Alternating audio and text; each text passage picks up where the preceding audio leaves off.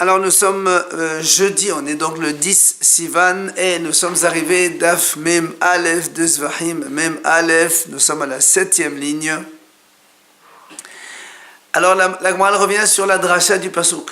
Le Pasuk dit Asa lapal ka'asher asa lefal hatat. Et donc quand on a fait la dracha de ce Pasuk, on a dit Asa lapal ze pad halim davar shet tzibur. La Gemara dit, pourquoi la Torah dit Ve'asa la part? Ce part-là, ça fait allusion au part d'Anem Davar Shet Tzibur. Donc c'est ce fameux bœuf qu'on amène lorsque tout le peuple donc fait une erreur due à une erreur de tribunal, ce qu'on appelle donc ce qu'on a vu dans Horayot au début. Alors la Gemara elle pose une question, mais Habit Tzibur, Goufé Ketiv. La Gemara dit, je ne comprends pas. Quand on fait une dracha, c'est-à-dire quelque chose dont on ne parle pas. Mais le sujet là-bas, il parle justement de Pananim de Bashir Tzibur. Alors pourquoi tu dis, c'est le Pananim, c'est de celui-là dont on parle justement. Dans le Chumash Vayikra, on parle de ce passage-là, on parle de ce fameux bœuf, de la faute collective. Après tu me dis, il le fera au bœuf. De quel bœuf il s'agit? De celui-là. Mais c'est de celui-là dont on parle, nous. C'est pour ça, Amar à papa, il vient à papa, il répond. Il dit, pourquoi on a fait cette dracha? Parce que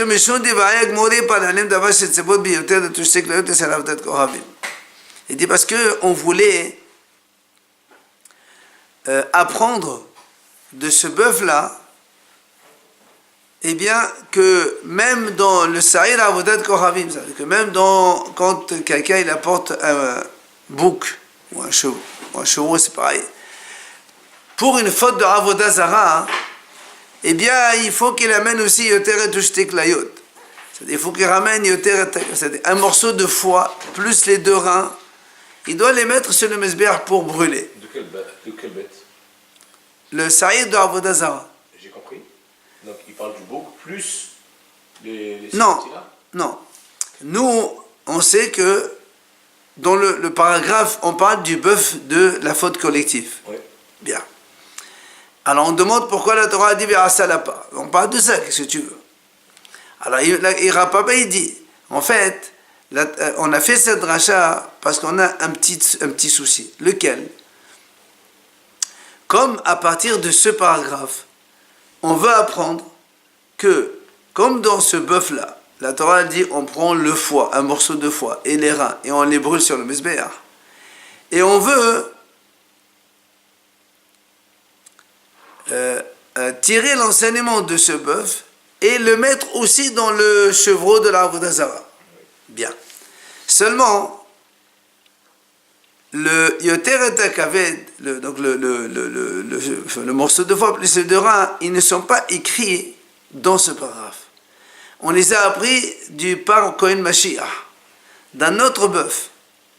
Et comme on a un principe de raisonnement qui dit que quand on apprend un Hekesh, on ne peut pas faire un deuxième Hekesh. Donc si on laisse tel quel, alors nous on va dire, le bœuf de la collectivité, on l'a appris du bœuf de Kohen Gadol. Après, du bœuf de la faute collective, tu vas enseigner aussi pour le Sa'ir de Avodah Zara. Or ça c'est pas possible. C'est pour ça qu'est-ce qu'on a fait? La Torah l'a écrit à Salapa pour dire que on fera à ce bœuf-là la même chose qu'on a fait dans le parc Kohen Gadol. Du coup, il n'y a plus Hekesh, mais c'est un enseignement qui est écrit dans la Torah. Et à partir de là, on peut déduire pour le Sa'ir de Avodah Zara. Vous comprenez?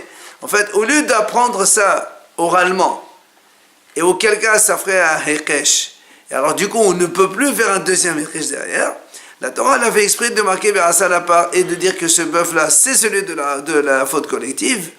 Et du coup, c'est comme si que ce qui est marqué dans le bœuf du Kohen Gadol, il est aussi marqué dans la bœuf de la faute collective. Et donc à partir de là, on peut déduire pour le Sa'ir de Avodah Zara. C'est ce qu'il dit ici. Amar la papa.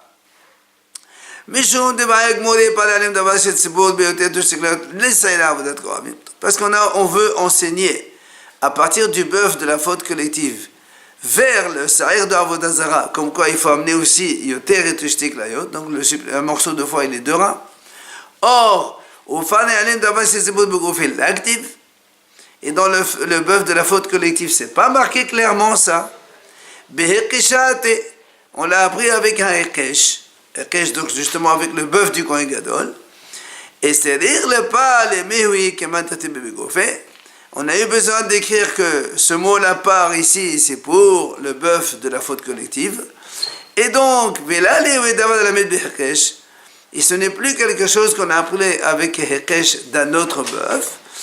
Parce que après, on a mis quelque chose qu'on a appris de Hekesh, il ne peut plus apprendre un deuxième Hekesh.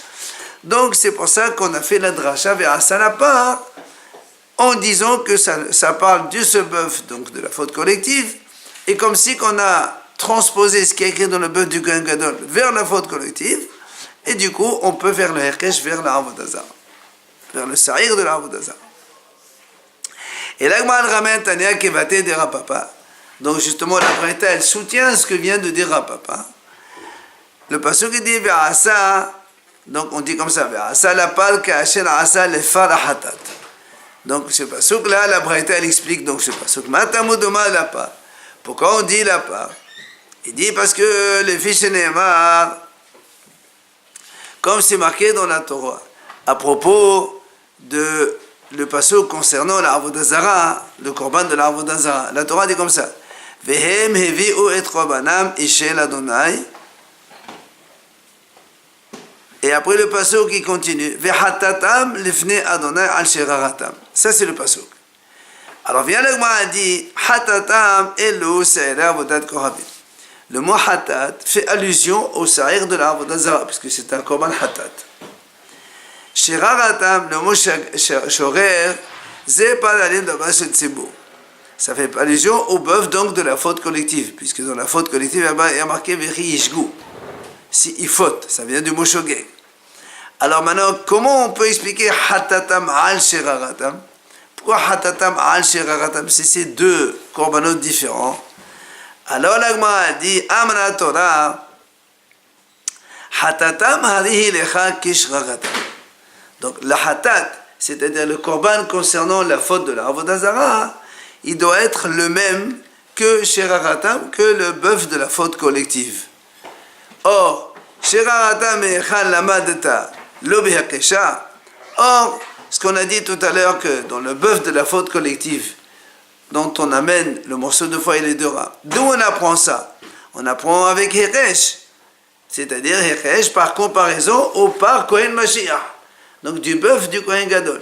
Il y a le bœuf du Kohen Gadol, il y a le bœuf de la faute collective, et il y a le bouc de la Avodah Zara.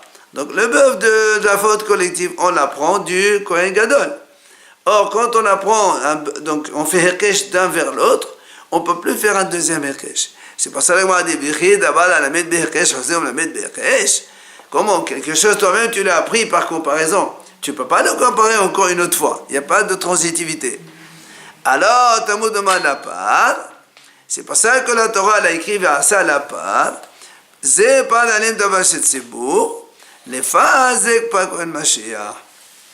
Donc c'est pour ça qu'on a dit, comme il a dit Rapapa, la Torah l'a écrit à ça la part pour dire qu'on parle du bœuf de la faute collective. Alors qu'en vérité, on ne parle que de ça.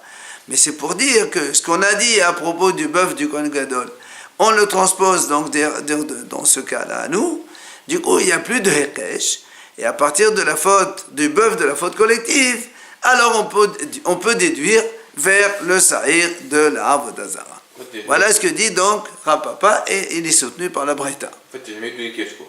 Non, le premier, il n'y a pas de Hekesh, le deuxième, il y a Hekesh. Donc, du bœuf de la faute collective vers la Avodah Zara, oui, il y a Hekesh. Mais on ne peut pas faire deux, c'est pour ça. Donc, on a empêché de faire le premier. Alors, on revient maintenant sur cette braïta. Donc, on a dit maintenant le pasuk. Amar mor, le maître vient de dire Hatatam elu se'ere avodat kohabim. On a dit donc que le mot Hatatam, ça fait allusion au bouc de la Avodah Zara. Alors, la Gemara dit, t'es pour les Mikhalakama. La Gemara dit, pourquoi tu as besoin d'un deuxième pasuk? Alors que nous-mêmes, dans le premier pasuk qui a marqué Ha-hatat, et donc le mot Ha-hatat, on a dit, ça fait allusion à la Avodah Zara. Pourquoi tu amènes un deuxième pasuk? Il y a marqué déjà Ha-hatat dans le premier pasuk, pour dire que c'est la Avodah Zara, c'est le bouc de la Avodah Zara. D'Amar mort, comme il a dit maître. La hatat, la rabot, ça n'a peut-être qu'on d'accord? Donc, pourquoi tu as besoin d'un deuxième pasuk ici que tu viens de nous amener vers hatatam al shiraratam? Amal à papa, il vient à papa, il répond, et c'est-à-dire, on a besoin d'un deuxième pasuk. Pourquoi on a besoin d'un deuxième? Parce que ça, ramène, si on a eu que le premier pasuk qu'on avait au début, ça n'a pas caché, ça les fait hatat. Si on maintenait que le mot hatat seulement, alors j'aurais dit hanimile hazaot, c'est-à-dire qu'est-ce qu'on va transposer sur le bouc de la Avodah Zara à partir donc de ce bœuf de la faute collective, seulement les hazaot, c'est-à-dire les aspersions qui sont marquées dans le bœuf de la faute collective. Alors tu dis voilà, les mêmes aspersions, on va les faire aussi dans le bouc de la Avodah Zara. Aval, mais Yoteret ou Shteklayot. Mais un morceau de foie et les deux rats des lactivan begoufé qui ne sont pas marqués dans le bœuf de la faute collective, et bien là j'aurais dit, je ne vais pas les transposer sur le sahir de la Avodah Zara. C'est pour ça que la Torah a rajouté donc un deuxième pasuk hattatam pour dire que même Yoteret Akaved et les Shteklayot, on va aussi les amener donc quand il s'agit du bouc de la Avodah Zara. Voilà pourquoi on a écrit une seconde fois. Pour faire un enseignement supplémentaire. Oui. Après, Amal et Ravona, Balé de Rav Natan et Rav Papa. Alors, on rappelle que lorsque on a posé la question, il y a ici 3.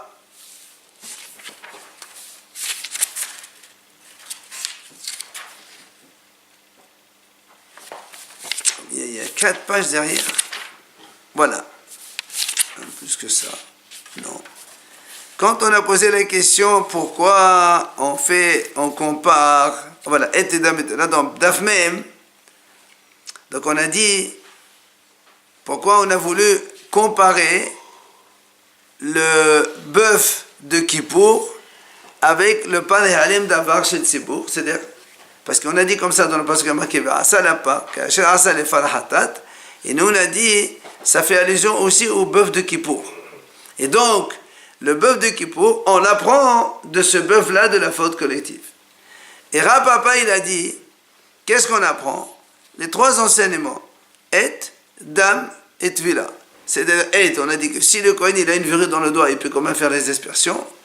Dam, il faut que dans la coupelle il y ait un minimum shiur de sang pour qu'on puisse prendre avec le doigt et asperger. Et Tvila, on a dit qu'il faut le Kohen, il rentre le doigt, il trempe le doigt dans le sang, et non pas qu'il prenne sur le bord du keli, il faut qu'il trempe. Ce sont les 3 notions qui sont marquées là-bas, et on les apprend pour Kippour aussi. C'est là où Amal et Ravona balait de Nathan et de Papa. Ravona, il vient lui dire à Papa, mais pourquoi tu es obligé de faire ça alors que Vehatana, pas Yom Kippourim, lechol mashamal be'anen ka'amar. Il dit pourtant, le Tana, lui, quand il a dit les farahatat, il a dit les phares, ça inclut le bœuf de Kippour. Donc en fait, il veut tout apprendre du bœuf de la faute collective et il met dans Kippour. Pourquoi toi tu dis que seulement 3 enseignements on apprend mais pas tout? Alors l'Agmal répond, il lui dit en vérité, Tanaï, c'est une mahlok de Tanaïm. C'est quoi? Tana deverav marbeachi, Tana deverav Ishmael la marbeachi. Il lui dit tout simplement que le Tana qui a enseigné dans la yeshiva de Rav, marbeachi, c'est-à-dire il inclut que ces 3 choses-là, donc on vient de citer le Et, Dam et Tvila, alors que Tana deverav Ishmael, lui effectivement, la marbeachi, il ne fait pas comme toi, il avait tout. C'est-à-dire tout, même les aspersions, de la même façon que dans le bœuf de la faute collective, donc il y a les 7 aspersions plus les 4 aspersions. Les 7 aspersions sur le rideau plus aussi les 4 aspersions de Mesbéa. Alors le bœuf de Kippour aussi, on dit la même chose. Et si on ne les fait pas, c'est Merakev, c'est invalide de Korban. Via l'Agmara nous donne un enseignement. Tana devera Bishmael, puisqu'on parle de ça. Il dit, il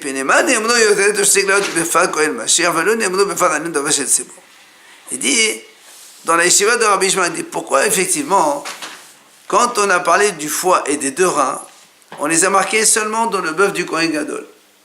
Et après, on les a appris dans le bœuf de la faute collective. Pourquoi la Torah n'a pas écrit dans le bœuf de la faute collective? Là-bas, sur place, elle marque là aussi. Il faut brûler sur le Mizbeach le morceau de foie et les 2 reins. Pourquoi tu ne l'as pas marqué là-bas? Alors il te dit, Machal, les Melch Basar Vadam. Exemple, un roi. Chez Zaham al-Ohavo, il s'est mis en colère contre son ami intime. Alors qu'est-ce qu'il fait?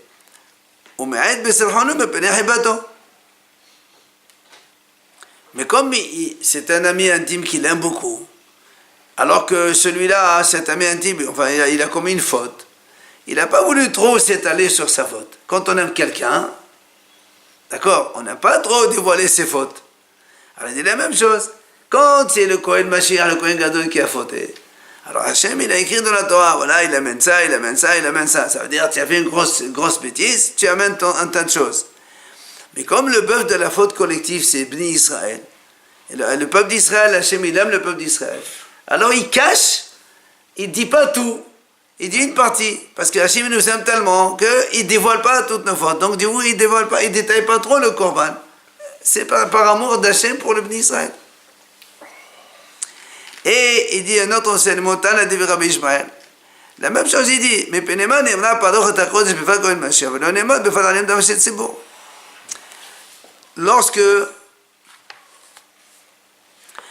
la Torah, elle parle du bœuf du Kohen Gadol, là-bas, il est marqué que le Kohen, donc, il asperge avec son doigt sur, donc, 7 fois devant le rideau. Et là-bas, la Torah a dit, parochet hakodesh. Alors que quand on va dans le Korban de Kippour, il y a marqué aussi le Kohen, il va asperger 7 fois sur le rideau. Il y a marqué Penea Parochet. Il n'y a pas marqué Parot HaKodesh. Alors pourquoi dans le Kohen Gadol tu marques Parochet HaKodesh et dans le Bni Israël tu marques Parochet et tu marques pas Parot HaKodesh? Quelle est la différence? Alors Tana dit il dit comme ça, Machal, le Melech Basar Vadam, c'est Sarha Ala Medina. Il dit, imaginons un roi dont la population s'est rebellée contre lui.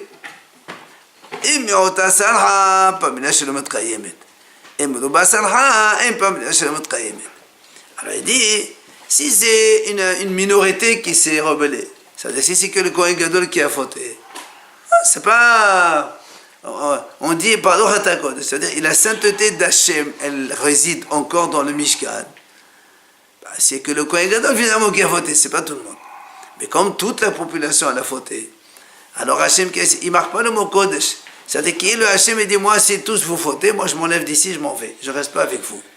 Donc il y a marqué Paror et il n'y a pas marqué Paror et Kodesh. C'est comme si que la sainteté, comme si Hachem, il dit, moi je ne reste pas ici, parce que vous avez tous fauté. Alors je m'en vais. C'est un petit peu image.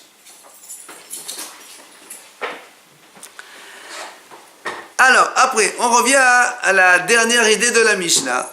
Dans la Mishnah, on a dit, quand il s'agit des aspersions donc, que l'on fait à l'intérieur du Hechal, dans le Mizbeach HaZahav, on a dit là-bas, il y a 4 aspersions sur le Mizbeach, le petit Mizbeach là-bas, et on a dit, toutes les 4, elles sont impératives. C'est-à-dire, c'est pas comme dans Korban Hatat, ou les autres qu'on a dit à l'extérieur, dans le Mizbeach HaHitzon, que si on fait une sur le Bet Hillel ou 2 sur le Bet Shammai pour Korban Hatat, même si on ne fait pas les autres, donc ça valide le Korban. Dans le Korban, donc dans les aspersions, elles se font à l'intérieur de Yechal, sur le Mizbeach HaZahav ou Mizbeach HaKtoret, c'est la même chose. Alors là-bas, c'est tout impératif. C'est pour ça on a dit dans la Mishnah, si on a fait toutes les aspersions sauf une, donc il y a marqué comme ça dans la Mishnah, Im Natan Kulan Kitiqnan. S'il a fait toutes les aspersions comme il faut, et une pas comme il faut, on a dit là-bas, c'est pas soul, et il n'y a pas de karet. On va expliquer cela. Soul, ça veut dire que c'est bon. Pardon, pas soul, ça veut dire que c'est pas bon. Ah, c'est pas bon. C'est pas bon. Mais il y a beau karet, il n'y a pas de karet. Alors que pigoul, c'est pas bon, il y a karet. Justement, la Gemara, elle explique pourquoi, Bémet, il n'y a pas pigoul. Parce que si, imaginons, il y a 4 aspersions sur le Mizbeach, il en fait 3 bien. Et la 4e, il pense en dehors du temps. il pense manger le korban ou faire les morceaux de viande en dehors donc du temps, en dehors du délai. Il l'a fait. Hein? Il l'a fait. Qu'est-ce qu'il a fait? La quatrième. Oui, mais quand il fait l'aspiration, il pense une pensée. Hein? Ça, c'est pigoule, ça. Oui, justement, et là on dit, il n'y a pas soul, il n'y a pas pigoule. Et normalement, c'est pigoule. Ah, normalement, c'est pigoule. C'est pour ça qu'on va expliquer pourquoi la Mishnah a dit que c'est pas soul. Nanata. La Mishnah enseigne là-bas, l'Agma nous ramène ici. Pigel bakomes velo balevona. Balevona velo bakomes. רבי מאיר עומד פיגול וחייבים עליו כרת, החכמים אומרים אין פה כרת עד שיפגל בכל המתיר. La Mishnah nous ramène là-bas une bahloque entre Rabbi Meir et les Hachamim. Lorsqu'on prend un sacrifice à base de semoule de farine, d'accord, et en même temps on amène des encens avec les vonas, ce qu'on appelle les vonas. Quand on a le korban minha donc, qu'est-ce qu'on amène sur le Mizbeach? On amène, rappelez-vous, on a dit comme ça, on prend avec les 3 doigts comme ça un peu de farine et on les brûle sur le Mizbeach. Plus les encens aussi, on les fait sur le Mizbeach. Alors la Mishnah dit comme ça, si le Kohen, il a une mauvaise pensée dans la Kmitza, quand il met la semoule sur le Mizbeach, il pense à une mauvaise pensée en dehors du temps. Et quand il met l'encens, il ne pense pas. Donc, c'est dans les... Il y a 2 éléments dans le korban indispensables, mais lui il pense une pensée mauvaise, donc seulement dans une étape, on va dire comme ça, dans une étape. Attends. Pigel bakomes velo balevona. Ou le contraire, il a fait pigoul dans les vona, mais pas dans le komes. Selon Rabbi Meir, il dit pigoul quand même. Et hayav karet. Hachamim ils disent non, en bo karet. Pourquoi Haramé disait il n'y a pas de karet? Parce que pour que ce soit pigoul avec karet, il faut que bechol hamatir. Ça veut dire qu'il faut que la mauvaise pensée, elle a lieu dans toutes les étapes du korban. D'accord? Donc on parle ici du korban, donc minha, ok? On n'avait pas dit quand c'est plusieurs choses qui ne vont pas, ça ne devient pas soul. On a dit le pigoul, ça ne marche que quand il y a... Attends. On va expliquer c'est quoi la raison de chacun d'abord. D'accord? Hein? Ça c'est la mahlok là-bas. On va expliquer pourquoi. La Mishnah dit voilà mahloket. Amar Rabbi Shmuel Lakish. Alors nous, on est tenté de croire. Quelle est la raison de la mahlok de Rabbi Meir et Hachamim? C'est que ce qu'on appelle matir et hasimatir. Ça veut dire quoi matir? Matir c'est ce qui autorise. On va dire comme ça, qu'est-ce qui valide le korban? Dans Minha, qu'est-ce qui valide le korban? C'est comme on a dit, la kmitza plus les vona. Mais si tu fais qu'une partie, ce qu'on appelle hatsimatir, c'est la moitié donc de la validation. Alors, la Ravière et Shakish nous dit, la théma ne croit pas que Tama de Rabbi Meir de Chazaman Mefaglim Bahasimatir.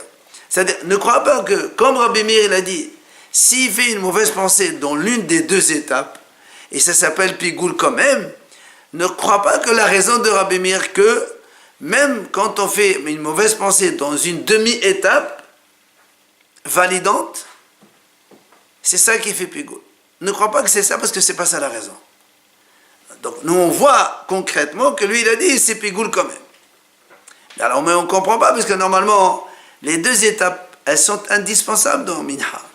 Si vous voulez on va considérer que pour le korban minha, il y a une étape coupée en 2. Kmitza plus levona. Donc c'est une étape validante, mais qui est coupée en 2 éléments. Et donc nous on voit que selon Rabbi Meir, si on fait une mauvaise pensée dans la moitié de l'étape, ça invalide quand même le korban, c'est pigoul. Alors il vient et il dit ne crois pas ça. C'est pas pour ça. Ça veut dire que même Rabbi Meir, il ne dit pas que quand on est mefagel bahat simatir, c'est-à-dire quand tu fais une mauvaise pensée dans une moitié d'étape, ça invalide le korban, c'est pas ça. Alors pourquoi il a dit c'est quand même pigoul? Alors il dit comme ça. Ella Rabbi Meir Askena, regarde ce qu'il dit. Kéron, שנתן את החומץ במחשבה והלבונה בשתיקה. כסבה כל העושה עד שלא עושה. Il dit, tu sais pourquoi ici Rabbi Meir il a dit que c'est pas bien, c'est pigoul? En fait, c'est parce que la première étape de la Kmitza, il a fait une mauvaise pensée. Mais la deuxième étape, il n'a rien fait. Donc il a fait l'étape sans mauvaise pensée. Bien fait. Bien fait. Seulement Rabbi Meir, il dit, quand on commence par une mauvaise pensée, même si la deuxième étape, on ne dit rien, ça suit. Ce qu'on dit comme ça, il dit l'expression Kol ha'ose, adat rishona ha'ose. Quand on fait selon la première intention. Donc, comme la première intention était avec une mauvaise pensée hors délai, même si dans la deuxième tu dis rien, c'est comme si que tu as fait aussi dans la deuxième. Sous-entendu, selon Rabbi Meir, que si on fait la première étape bien, et on fait dans la deuxième étape, on fait une mauvaise pensée d'hors délai, c'est pas pigoul, selon ce qu'on vient de dire. Alors que si on croit la raison initiale, que selon Rabbi Meir, on peut pas faire pigoul même dans une moitié d'étape, que ce soit en début ou en fin, ça serait comme un pigoul. Alors il vient et j'ai dit non, ne crois pas. C'est pas comme ça. Donc la raison de Rabbi Meir, c'est parce que quand un homme y fait, il continue dans la lignée de ce qu'il a commencé, voilà, comme ça. Adat Rishona. Alors si la première étape, elle était mauvaise, même si dans la deuxième il dit rien, ça suit. C'est comme si qu'il a fait aussi la deuxième étape, avec la mauvaise pensée. C'est comme. Et donc il est pigoul, c'est pour cette raison qu'il est pigoul. Voilà ce que nous dit Rish Lakish. Voilà pourquoi maintenant on comprend. La marloque, quand on a dit, s'il a fait dans la mauvaise pensée dans la Khmissa, et après dans la Levuna il n'a rien dit, selon Rabbi Meir, c'est tout pigoul. Mais Hachamim, ils disent non. On ne dit pas parce qu'il a fait la première pensée mauvaise, alors la deuxième étape aussi avec. Non. Soit s'il ne dit rien dans la deuxième étape, ça s'appelle moitié de korban, moitié de validation, et on ne fait pas de pigoul dans une moitié de validation. Voilà ce que nous dit Rish Lakish pour l'instant. Pourquoi c'est pas possible qu'il y ait la mauvaise pensée à partir de la deuxième tâche? Si, mais dans ces cas-là, si tu fais une mauvaise pensée dans la deuxième étape et pas dans la première, ça fait que tu as fait une mauvaise étape que dans une demi. Et on ne fait pas mes baguettes dans une demi. Mais si la première étape est bonne, elle est mauvaise, entre guillemets, très bien, l'empreinte elle est là. ça fait rien. Mais il y a deux étapes différentes. Mais, Ça c'est Rabbi Meir qui dit ça, attention, Rabbi Meir disent non. mais la première empreinte, si elle est... Si la première étape est mauvaise, ça ne veut pas dire que la deuxième année aussi. Pas forcément. Mais comme c'est le même cerveau, l'empreinte elle est quand même... Ah non, pas du tout. On fait deux actions différentes. On va faire une pensée mauvaise dans une action, et après tu veux la deuxième action, tu veux une bonne. Il y a quand même un déficit, comme on dit. Non. Le problème, c'est pas le déficit. Est-ce que ça invalide le korban, le sacrifice ou pas? C'est tout le problème. Et donc, selon Rabbi Meir, ça invalide parce qu'il a commencé par une mauvaise pensée. Du coup, comme vous dites, ça donne une empreinte. Mais selon Rabbi Meir, ils disent non. Si tu fais une mauvaise pensée de la première, qu'après la deuxième, tu la fais bien, il n'y a aucun problème. C'est d'où la mahlok, justement, entre Rabbi Meir et la Haramim. Viens l'Agma dit Mimaï. L'Agma dit, d'où tu apprends cette notion que tu viens de me dire, que la raison de Rabbi Meir c'est ça et pas ça? Pourquoi on ne dit pas tout simplement que Rabbi Meir il a dit, quand on fait une pensée mauvaise dans une demi-étape, ben, ça invalide le korban et c'est plus simple comme ça. Pourquoi Rish Lakish il dit non, tu sais, c'est pas ça la raison, c'est une autre raison. Où tu as appris ça? L'Agma dit, voilà d'où j'ai appris. Mais des khatani, comme on a enseigné dans la Mishnah, on a dit comme ça. Les virars. La Mishnah elle a dit comme ça. S'il fait toutes les étapes bien et une mauvaise, la Mishnah dit comme ça. Mauvaise, pasoul, en bokaret. Donc ça ne s'appelle pas pigoul. Alors la Gemara elle déduit, elle dit, la Mishnah elle a donné que cette phrase seulement. Il a fait donc les étapes bien et une pas bien. C'est-à-dire on parle de cet ordre-là. Donc, et ça, c'est pasoul. Mais, mais si c'est dans l'autre sens, la première mauvaise et les autres bonnes, parce que la Mishnah elle a dit comme ça, s'il fait toutes les aspirations bonnes et une pas bonne, ça veut dire la dernière, c'est selon les mots de la Mishnah, donc elle a dit c'est pas sûr, il n'y a pas de carrette. Alors nous on déduit, mais donc ça veut dire si c'est dans l'autre sens, ça veut dire que la première il a fait pas bien. Et les autres bien?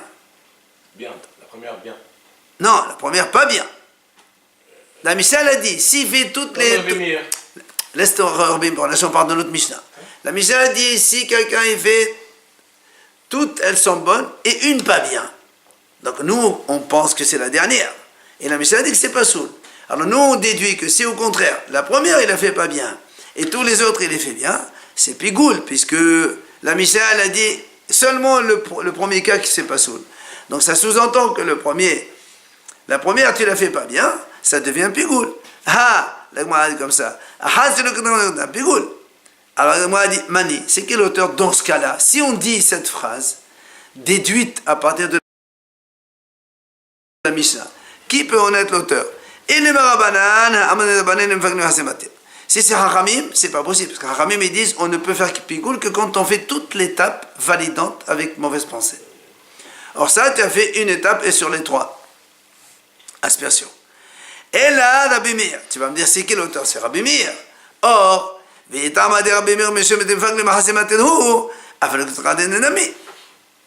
maintenant, si tu dis que Rabbi Meir, sa raison, c'est parce que, comme on a dit au début, on a dit qui t'a dit que la raison de Rabbi Meir c'est comme ça, peut-être que c'est l'autre raison, comme quoi il est Rabbi Meir, selon lui, il y a pigoul même dans une moitié d'étape.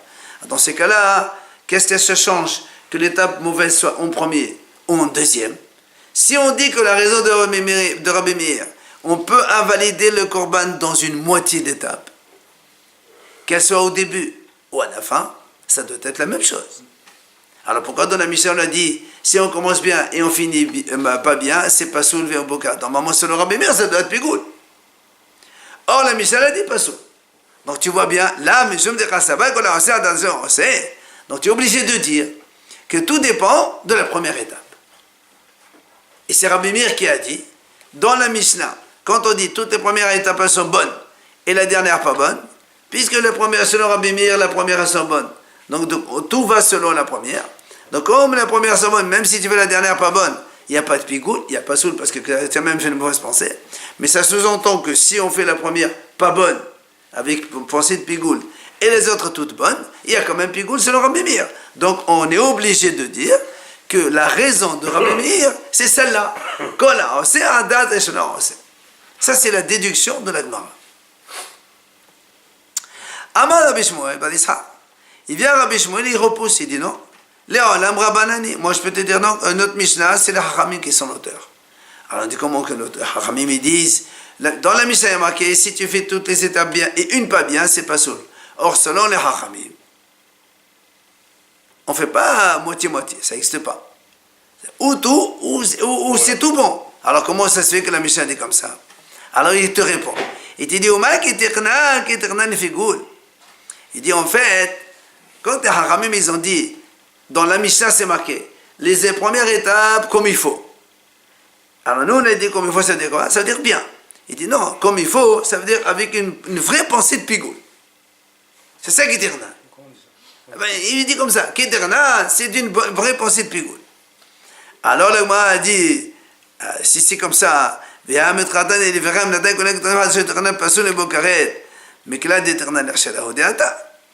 elle m'a dit, si tu me dis que quand il a fait comme il faut, ça veut dire avec une mauvaise pensée de pigoul. Alors c'est quoi quand tu as dit lo keternan alors? Tu es obligé de dire keternan, ça veut dire bien. Et le keternan, pas bien.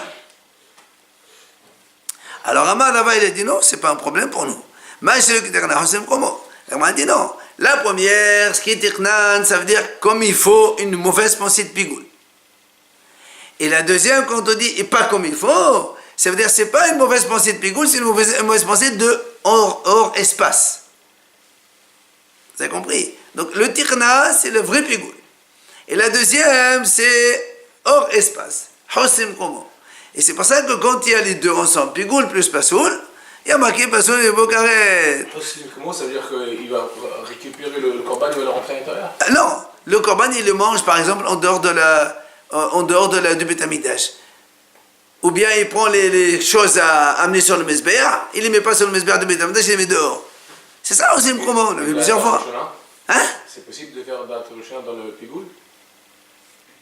Justement, nous on est en train de dire Hachamim, ils disent pas d'Atrushin Hachamim. C'est Rabbi Meir. Alors nous on dit, pourquoi tu dis que c'est Rabbi Meir qui est l'auteur de notre Mishnah? Ça peut être Hachamim. Et quand on a dit Kitirna, ça veut dire qu'avec pigoul. Et le Kitirna, ça veut dire Husim Komo. En fait, on a deux pensées.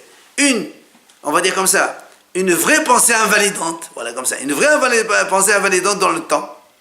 La deuxième, c'est une mauvaise pensée, donc ça veut dire que c'est pas une pensée convenable, ça veut dire elle n'est pas dans le temps, mais elle est dans l'espace. Et c'est pour ça que c'est pas soul, ça peut être haramim. Ou encore, l'agma a dit,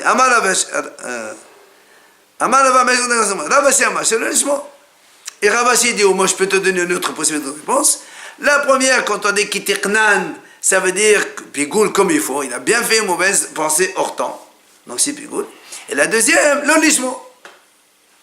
Et donc l'association des deux, ça fait pas soul, donc ça peut être haramim. Alors l'agma a dit, je comprends pas dans ces cas-là. Miklal, l'agma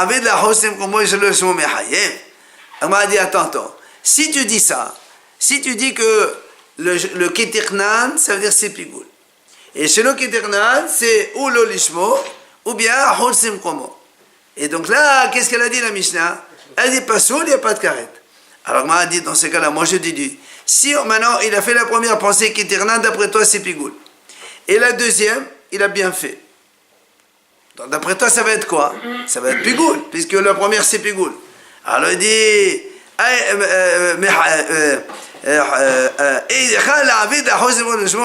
c'est hayav. Pourquoi il est hayav? Si la première il fait pas bien et la deuxième il fait bien, selon le hachamim, on fait pas d'attention. C'est Rabbi Meir qui dit ça. Donc ton raisonnement n'est pas bon, donc il faut maintenir Rabbi Meir. Alors on dit non, pas du tout. Je peux garder le hachamim. Et je vais te dire comme ça, même si on a marqué kitiknan avec pigoul, ensuite le kitiknan, mauvaise pensée, on a dit pas soul, il n'y a pas de karet.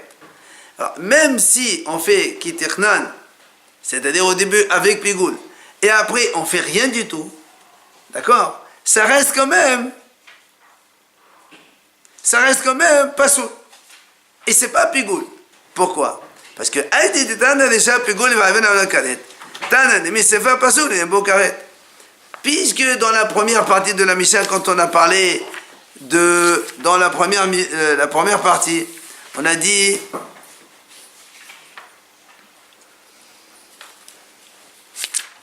comme ça dans la Mishnah, puisqu'on a porté plusieurs cas.